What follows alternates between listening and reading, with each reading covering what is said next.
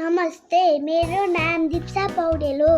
म डेरबाग पोखरा स्कुलको कक्षा 2 मकालुमा अध्ययनरत छात्रा हुँ। आज म मायालु सुगा नामको बालकथा पढ्न गइरहेकी छु। यस कथाका लेखक ललिता दोषी र चित्रकार मोहन अभिलाषी हुनुहुन्छ। कथा यस प्रकार रहेको छ।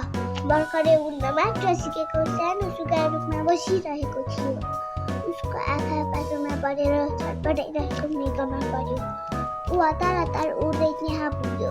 मृगले रुँदै भन्यो, सुगा भाइ, मलाई बचाऊ, म मर्न चाहन्न। सुगा कुनै उपाय निकाल्छु भन्दै भुर्र उड्यो। ऊ आत्तिँदै यताउता मुसा खोज्न थाल्यो। पाएन। ऊ निराश भएर के नगरौँ भनेर सोचिरहेको थियो। उसले मुसा चेपेर उडिरहेको कागलाई देख्यो। ऊ सकिन उडेर काग नजिकै पुग्यो।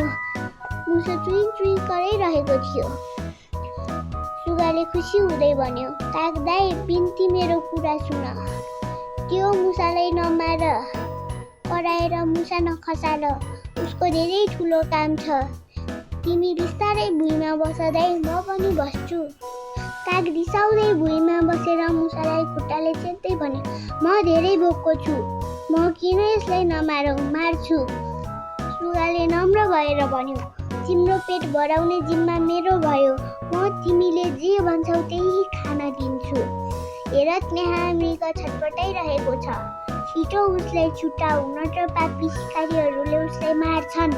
कागले रिसाउँदै भन्यो, ल ठिक छ, पासो काटेपछि मात्र। मुसाले आँसु झार्दै भन्यो, म पनि कागको चुच्चाले च्याप्दा केही घाइते भएको छु। त्यत्रो जाल एक्लै काट्न पनि सक्दिन। हामीलाई पक्कै नमार्ने भए त्यहाँ दुलो रहेछ। म अरू मुसासँग सहयोग माग्छु। सुगाले खुसी हुँदै भन्यो, तिमीले ठिक भन्यौ, विश्वास गर, तिमीहरूलाई केही हुँदैन, बरु चाँडै गर। अजिङ्गरको आहारा दैवले पुर्याउँछ भनेको सही रहेछ। अब अरू मुसा खान पाइने भयो भनेर काग साह्रै खुसी भयो। मुसा नजिकै रहेको दुलामा पस्यो। छिनभरमै 3वटा मुसा दुलोबाट निस्केर मृग भएतिर कुरुरु दौडिए। सुगा र काग पनि त्यतै उडे। मुसाहरूले ढिलो नगरी जाल काटिदिए। मृगले खुसी हुँदै भन्यो, मलाई पीडाबाट मुक्त गरिदिएकोमा मुसा लगायत सुगा र काग सबैलाई धेरै धन्यवाद छ। आफ्ना आमा बुबा र बथानबाट छुटाउने त्यही नाथे चितुवा हो। चितुवाले लहेटेपछि भाग्दै म यहाँ आएको त जालमा पो परे। अब कहाँ जाऊ, के गरौँ? सुगाले नम्र स्वरमा भन्यो, पिर नगर दाइ, हामी तिम्री आमालाई खोज्न मद्दत गर्छौँ। कागले मुसातिर हेर्दै भन्यो, कति आमासामाको कुरा गरेका, काम सकि नै हाल्यो। धेरै होइन, 2टा मुसा त म खान्छु नै। सुगाले सम्झाउँदै भन्यो, काग दाइ, तिम्रो गुण हामी कहिल्यै भुल्ने छैनौँ। यस्तो ज्ञानी मुसालाई नखाऊ।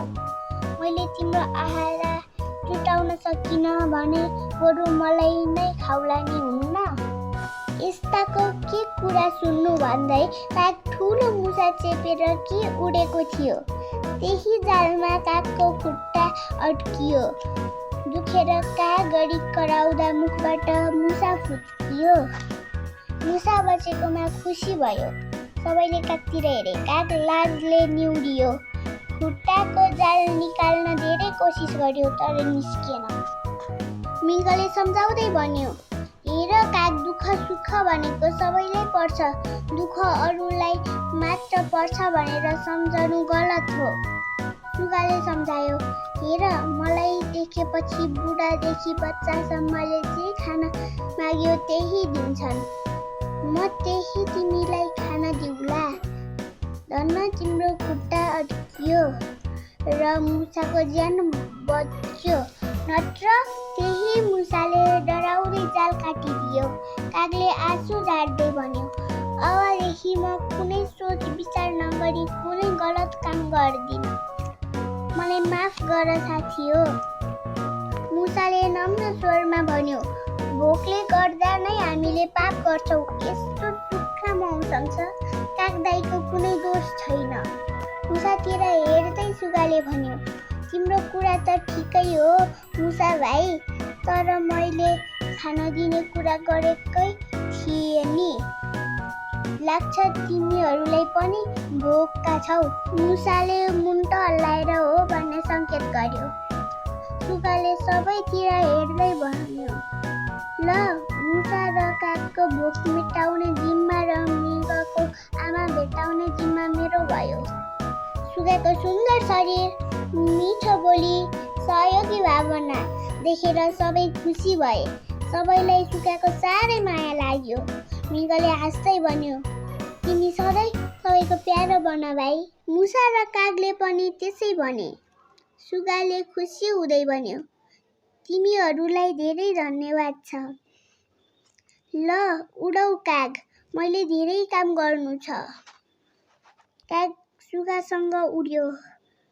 मुसा र मृगले खुसी हुँदै मायालु सुगा र काग उडेतिर हेरिरहे।